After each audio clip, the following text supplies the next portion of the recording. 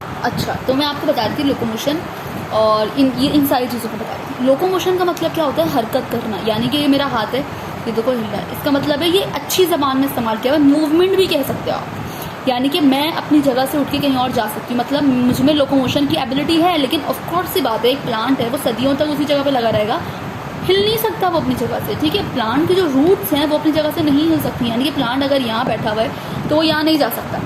ठीक है, यहाँ नहीं जा सकता वो, तो यानी कि लोकोमोशन जो होती है वो प्लांट्स में एब्सेंट है। एनिमल्स में ऑफकोर्स कॉमन सेंस की बात है, तो बताने वाली बात ही नहीं है कि एनिमल्स में प्रेजेंट होती है। लोकोमोशन का मतलब समझ में आ गया, मूवमेंट होती है।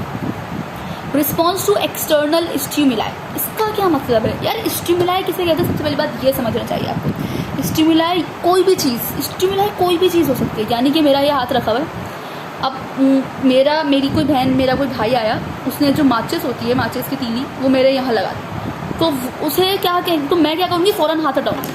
क्या किया मैंने? मेरे भाई ने माचिस की तीली यहाँ पे लगाई, मैंने फ़ौरन हाथ हटाया, तो वो जो माचिस की तीली है ना, वो है एक्सटर्नल स्टिमुलाई, और मैं ये जो हाथ उठा रही हूँ ना, इसको कहते हैं रिस्पॉन्स।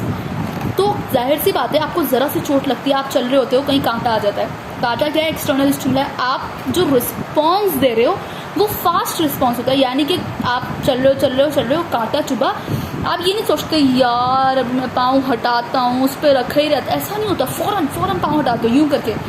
तो ये क्या है? फास्ट रिस्पॉन्स है।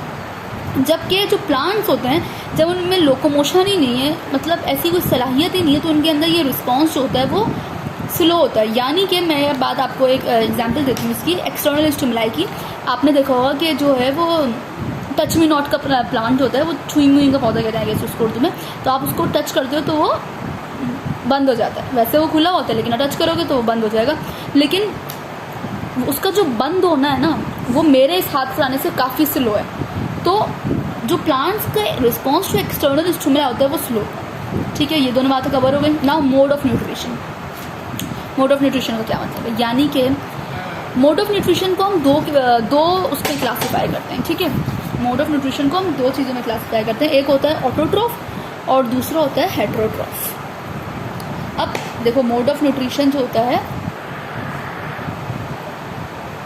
इसको हम दो चीज़ों में क्लासीफाई करते हैं। The one is called autotroph and other one is known as heterotroph. अब ऑटोट्रॉफ कौन होते हैं? ऑटोट्रॉफ वो होते हैं जो अपना खाना खुद बनाते हैं। ये बात आपने बुक में भी मेंशन कर लेनी है। अपना खाना, यार खाना लिखना भूल गई, छोड़ो, तुम लोग ऐड कर लेना, खुद बनाते हैं। और हेटेरोट्रॉफ कौन होते हैं? जो दूसरों पर डिपेंड करते हैं। वैसे भी कॉमन सी बात है, ना यार, हम जो इंसान हैं छोटी छोटी चीज़ के लिए दूसरों पर डिपेंड करते हैं। यानी कि अगर हमें पानी भी चाहिए होगा तो हम छोटी बहन से मांगेंगे, दूसरे पर डिपेंड कर रहे हैं। खाना चाहिए होगा अम्मी से मांगेंगे। तो हमारी ना सिर्फ खाने के मामले में, हर चीज़ में हेटेरोट्रॉफिक नेचर है, यानी कि हम दूसरों पर डिपेंड कर रहे हैं। हेटेरोट्रॉफ, ये मैंने मजाक में एग्जाम्पल दी है ताकि आपको हेटेरोट्रॉफ समझ में आ जाए। तो हेटेरोट्रॉफ कौन होते हैं? जो अपने खाने के लिए दूसरों पर डिपेंड करते हैं, यानी कि हम अपना खाना खुद नहीं बनाते। हम अपना खाना प्लांट से लेंगे, दूसरे जानवर, कुर्बानी होती है, कुर्बानी के जानवर का गोश्त खाते हैं, तो ये हेटेरोट्रॉफिक नेचर है। ऑटोट्रॉफिक होते हैं जो अपना खाना खुद बनाते हैं। आपको पता है प्लांट्स फोटोसिंथेसिस करते हैं, फोटोसिंथेसिस के थ्रू लाइट को इस्तेमाल करते हैं, ऑक्सीजन को इस्तेमाल करते हैं, वाटर को इस्तेमाल करते हैं और अपना खाना खुद बनाते हैं। तो प्लांट्स कौन से हो गए? ऑटोट्रॉफ, और एनिमल्स जो हो गए वो हेटेरोट्रॉफ हो गए। ठीक है, और ये बात तुम लोगों ने याद रखनी है। वैसे भी हमारी हेटेरोट्रॉफिक नेचर हर चीज़ में होती है, यानी कि हम दूसरों पर डिपेंड करते हैं हर चीज़ में। तो ऐसे करके बात याद रखनी है नहीं किसी भी तरीके से। अब क्या होता है कि कंडक्टाइल एंड द कॉन्ट्रेक्टाइल सिस्टम। अब कॉन्ट्रेक्टाइल का मतलब क्या होता है? कॉन्ट्रेक्टाइल का मतलब देखो, कॉन्ट्रैक्शन पता है क्या होती है? जैसे मेरा ये हाथ है, अभी तुम लोगों को समझने की कोशिश करना। देखो मेरा ये हाथ है, मेरे हाथ में बेशुमार मसल्स हैं। ये दिख रहा है, ये दिख रहा है, ये चीज़ें, ये मसल्स हैं। मैंने अपना हाथ बंद किया, मेरे मसल्स कॉन्ट्रैक्ट हुए। मैंने अपना हाथ खोला, मेरे मसल्स रिलैक्स हो गए। ठीक है, तो ये होती है contraction and this is known age relaxation. तो मैंने ये बात समझाया ना, इसलिए चाहिए कि जो एनिमल्स होते हैं ना, उनके अंदर कॉन्ट्रेक्टाइल सिस्टम प्रेजेंट होता है, जबकि जो प्लांट्स होते हैं उनके अंदर बेचारा ये भी नहीं होता। ठीक है, अब सेल वॉल की बेसिस पे तो हम वैसे ही कर चुके हैं कि सेल वॉल जो होती है वो प्लांट्स में प्रेजेंट होती है और एनिमल्स में जो होती है वो एब्सेंट होती है। और ये बात याद रखनी है कि प्लांट्स के अंदर जो सेल वॉल प्रेजेंट होती है उसका नाम होता है सेलुलोज। ठीक है, अब यार देखो, सोचने वाली बात है कि ये टू किंगडम क्लासिफिकेशन जब आ गई थी तो भाई क्या ज़रूरत थी ये ज़िंदगी मुश्किल करने की स्टूडेंट की? सोचने वाली बात है ना यार ये तो क्या ज़रूरत थी जो 3 किंगडम क्लासिफिकेशन आई, फिर क्या ज़रूरत थी कि 4 किंगडम क्लासिफिकेशन आई, फिर फाइनली जाके 5 किंगडम क्लासिफिकेशन आई है। तो ज़रूरत थी भाई, ज़रूरत ये थी कि ये जो 2 किंगडम क्लासिफिकेशन है ना, इसके ड्रॉबैक थे। ड्रॉबैक किसे कहते हैं? मसला, यानी कि साइंटिस्ट जो थे उनको इस 2 किंगडम क्लासिफिकेशन से मसला था। अब क्या मसला था वो हम हल करेंगे। मसला ये था कि हमारे पास ये जो प्लांट है ना, इसके अंदर 2 ऑर्गेनिजम्स ऐसे थे जो कि ऑटोट्रॉफ भी थे और हीटरोट्रॉफ भी थे। पहले मैं आपको मसला बता देती हूँ 2 मसले कौन से थे ताकि आपको आसानी हो जाए। तो बेसिकली ये 2 मसले थे। ड्रॉबैक क्या था कि किसी चीज़ में यार कोई कमी होना, बेसिकली ड्रॉबैक हम इसे कहते हैं। तो इसका ड्रॉबैक ये था कि जो प्लांट किंगडम थी उसके अंदर कुछ ऑर्गेनिजम्स ऐसे थे जो कि ऑटोट्रॉफ भी थे और हीटरोट्रॉफ भी थे। ठीक है, अब वो 2 ऑर्गेनिजम्स कौन से थे? उन 2 ऑर्गेनिजम्स का नाम था बैक्टीरिया और दूसरे का नाम था एल्गी।